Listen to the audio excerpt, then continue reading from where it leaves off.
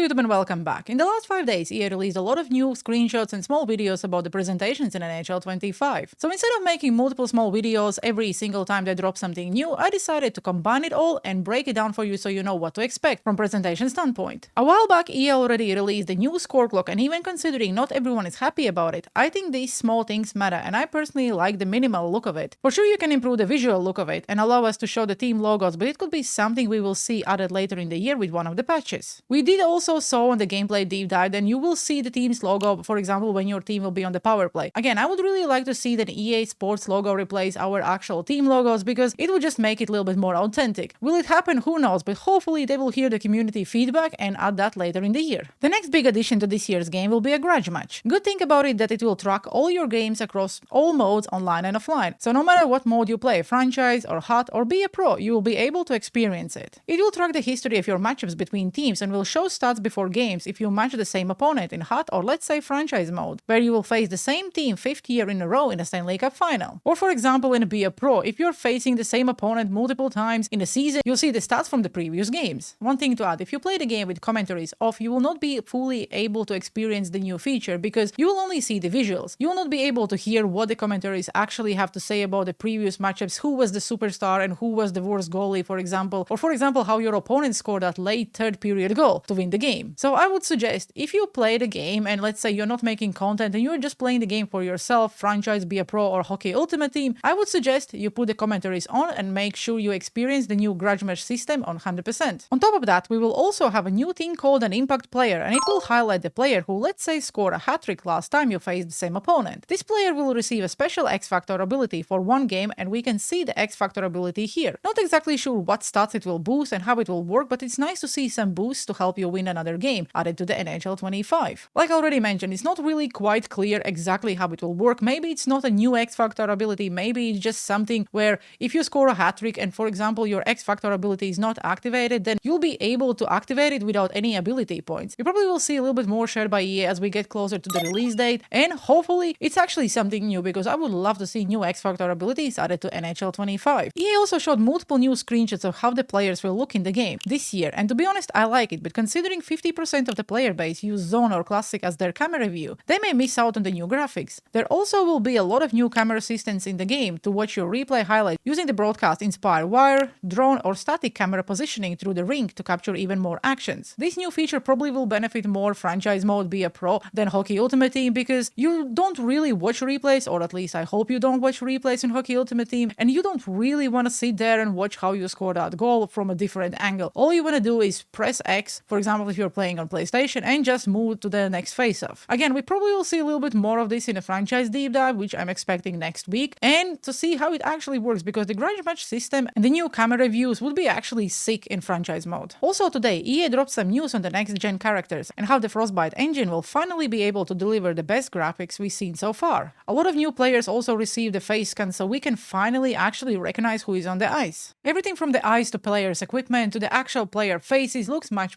better this year. So if we have to summarize everything what will be new from presentation standpoint in NHL 25, to be quite honest, I'm actually happy with these changes. I know a lot of people probably are waiting for some full presentations to come back or maybe some vibes back from the earlier games to come back, but to be honest, the game is moving forward and I don't see why EA should be going back to let's say older games and bring something back. I think it's time to bring some new innovations in the game and see how they work. Will some of these new presentation features will be annoying? Probably yes. Hopefully we will be able to turn them off if you don't like them, but until we actually see the final product of the game, it's hard to really say. So personally, I'm really excited about the Grudge Match, new scoreboards, and even about the graphics. I may for the first time ever actually change my camera view when I'm playing some offline modes, for example like franchise or Be a Pro, just to enjoy the better graphics in the game, because playing in Hockey Ultimate Team you really never had a chance to do that. If there would be one thing you could add in presentations in NHL 25, what would it be? Let me know down in the comment sections below. Which features are you excited about? Which features you think will be annoying and you don't like, or which features you would love to see EA adding